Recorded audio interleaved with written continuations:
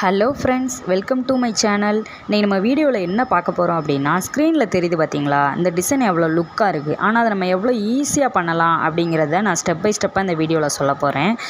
வாங்க வீடியோக்குள்ளே போகலாம். ஃபஸ்ட்டு இந்த மாதிரி மரக்கிளைகள் ஒன்றோட ஒன்று மேலே இருக்கிற மாதிரி 2 சைடும் ட்ரா பண்ணிக்கோங்க. இப்படி ட்ரா பண்ணிவிட்டு இதுக்குள்ளேருந்து லீவ்ஸ் இப்போ நம்ம ட்ரா பண்ண போகிறோம். லீவ்ஸ் ஒன்றோட ஒன்று ஒட்டக்கூடாது, லைட்டாக கேப் விட்டு வரைகிற மாதிரி பண்ணிக்கோங்க.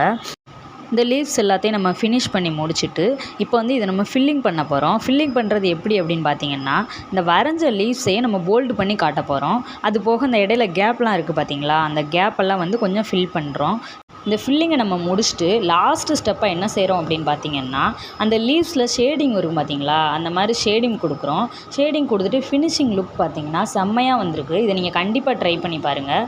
அப்புறம் என்னோடய வீடியோ உங்களுக்கு பிடிச்சிருந்துச்சி அப்படின்னா சப்ஸ்கிரைப் பண்ணி வச்சுக்கோங்க. ஓகே ஃப்ரெண்ட்ஸ், பாய் பாய்.